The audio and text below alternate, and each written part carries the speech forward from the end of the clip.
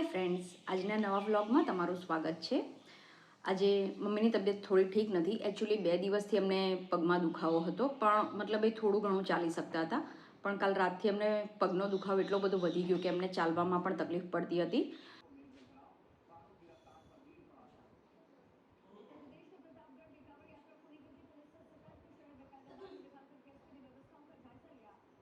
તો 8-9 વર્ષ પહેલાં એમનું જે ગાદીનું ઓપરેશન કરાયું હતું એ ડૉક્ટરની આજે અપોઇન્ટમેન્ટ લઈને રાકેશ અને સાહિલ મમ્મીને લઈને દવાખાને બતાવવા ગયા છે।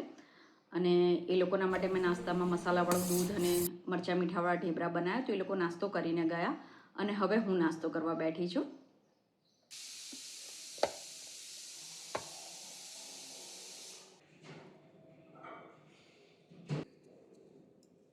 તો મેં પનીર તો શેકી લીધું છે અને એના ઉપર મેં થોડું મરચું મીઠું નાખ્યું છે, સાથે જ એપલ છે, પછી કણકીનો પાપડ શેક્યો છે। તો આજે હું લંચમાં બનાવવાની છું છોલે ચણા, જીરા રાઈસ અને પરોઠા। અર્પણને પરોઠા નથી ભાવતા એટલે એના માટે પૂરી બનાવીશ। તો મેં લીધા છે બાસમતી ચોખા। તો ગઈ સાલ જે બાસમતી ચોખા લીધા હતા એને મેં દિવેલથી મોઈને રાખ્યા હતા, પણ આ વખતે મેં જે બાસમતી ચોખા લીધા છે એને મેં મોયા નથી, જે બોરિક પાવડર આવે છે એ નાખીને રાખ્યા છે। તો પહેલાં તો ચોખાને સરસ રીતે ચાળી લેવાના છે અને પછી ધોવાના છે। બોરિક પાવડર નાખ્યો હોય એટલે ચોખાને સરસ રીતે ધોવા ખૂબ જ જરૂરી હોય।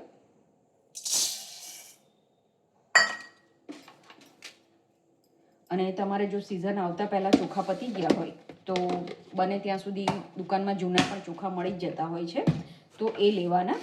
અને આખી સિઝન માટે ભરવાના હોય તો બાકીના તમે નવા લઈ શકો, પણ તાત્કાલિક વાપરવા માટે તો જૂના ચોખા જ લેવાના। તો જો છોલે મેં બાફી લીધા છે, પછી તમાલપત્ર છે અને જોડે કાશ્મીરી મરચાં અને ટામેટાને પણ બોઇલ કરી લીધા છે, જેની ગ્રેવી બનાવી દઈશ।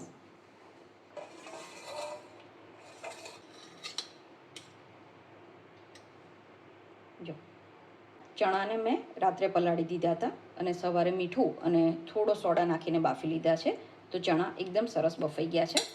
અને મેં 1 વાટકી જેટલા ચણા લીધા હતા, તો જોડે 2 ચમચી જેવી મેં ચણાની દાળ પણ એડ કરી છે, એનાથી રસો સરસ થાય છે।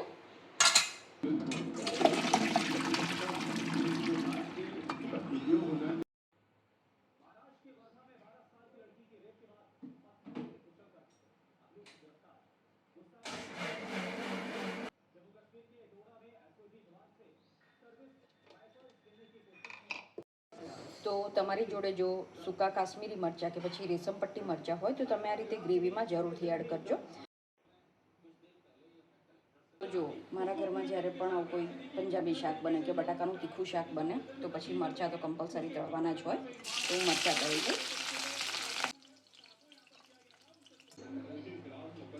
હવે નાખીશ જીરું, 2 સૂકા લાલ મરચાં અને જે ગ્રેવી તૈયાર કરી છે એ એડ કરીશ।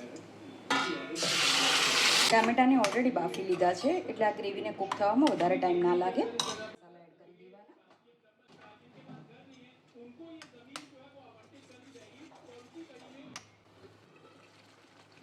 આમાં જ મેં 1 ચમચા જેટલા ચણા એડ કરીને મિક્સરમાં થોડું ગ્રાઇન્ડ કરી લીધું, જેથી રસો પણ જાડો થશે અને જે ગ્રેવી મિક્સરમાં વધી હોય એ પણ આની સાથે મિક્સ થઈ જશે। હવે જે ચણા બાફીને રાખ્યા છે એ આમાં એડ કરી દેવાના।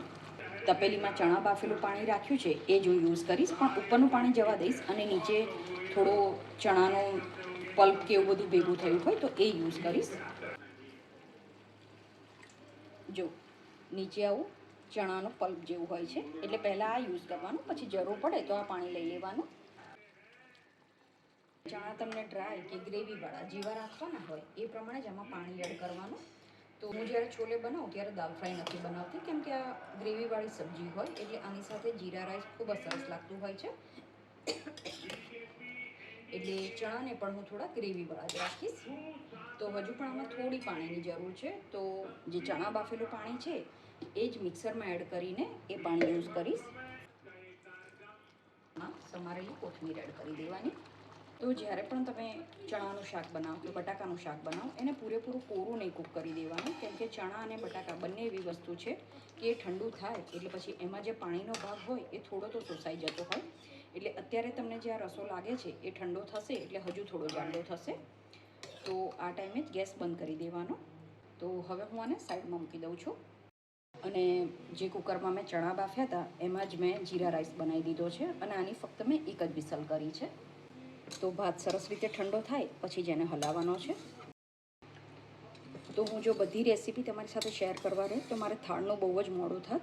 તો જેટલી બને એટલી મેં ટિપ્સ ને રેસીપી તમારી સાથે શેર કરવાનો ટ્રાય કર્યો છે. પણ ક્યાંય બી તમને ક્વેરી હોય તો તમે મને કમેન્ટ કરજો. નેક્સ્ટ ટાઈમ જ્યારે હું એ રેસીપી બનાવીશ ત્યારે પૂરી ડિટેલ તમારી સાથે શેર કરીશ. તો અત્યારે હું ફટાફટ પરોઠા બનાવીને થાળ ધરાવી દઉં. તો મમ્મીને MRI અને એક્સરે કરાવ્યો છે ને હજુ એ લોકો હોસ્પિટલથી પાછા નહીં આવ્યા. તો મેં ને અર્પણે જમી લીધું અને મેં માખણ બનાવીને એને ફ્રીઝમાં સેટ થવા માટે મૂકી દીધું. તો હવે હું એમાંથી ઘી બનાવી દઉં છું. માખણને જો તમે અલગ કરીને થોડું ગરમ કરીને પછી એ ઓગળી જાય એટલે જો ફ્રીઝમાં મૂકી દો અને પછી એને સેટ થઈ જાય પછી એમાંથી વધારાનું પાણી કાઢી નાખો તો ઘી જલ્દી બની જતું હોય છે અને કેવું ટેક્સચર આવી જાય એ પણ હું તમને બતાવું.